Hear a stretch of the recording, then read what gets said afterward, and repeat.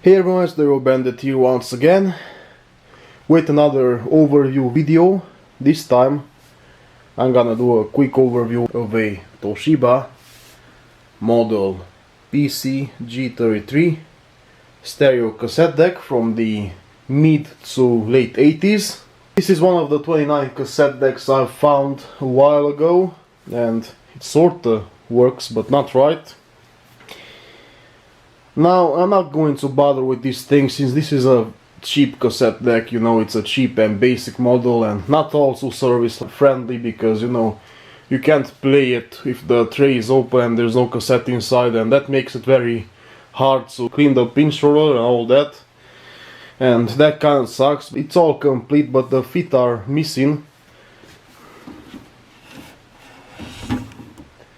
As you can see. Basically what the problem with this thing is that when I insert the cassette inside, it plays it for a while and then it all of a sudden decides to stop. Now, same thing when I rewind or fast forward the cassette. Sometimes it works, but a lot of times it stops. Since this thing is a cheap cassette deck, it obviously has a plastic mechanism because, you know, it's nothing fancy and it probably needs some lubrication, or one of the motors are worn out, which I don't really think so. The belts are alright. I took the cover off and I did check it out and the belt seems to be alright. Or it could also be the IC logic control that decides to all of a sudden stop the cassette from playing. Now, even though it's a cheap cassette deck, it does have quite a few interesting features. It does have two motors, IC logic control, which I'm not really a fan of. I like fully analog control, just like this. But in the 80s, you know, the computerized cassette decks got very popular, and it's pretty nice and pretty straightforward. You got the play button, stop, rewind or fast forward. It also has a record balance, which not all of the cheap and basic cassette decks have.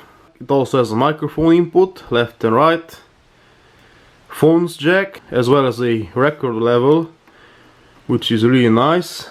It also has a BIOS adjustment, as you can see. Nice and basic color. Another feature I like about this cassette deck is that it has auto select, normal, chrome or metal. It also has Dolby B and C, which I obviously never use. As I say, it does have Dolby B or C right here. Let's eject the thing. This big tray is interesting. It's not really necessary to be that big, but hey, they tried to make it fancy, right? I'm sure it was worth its money back then when it was new.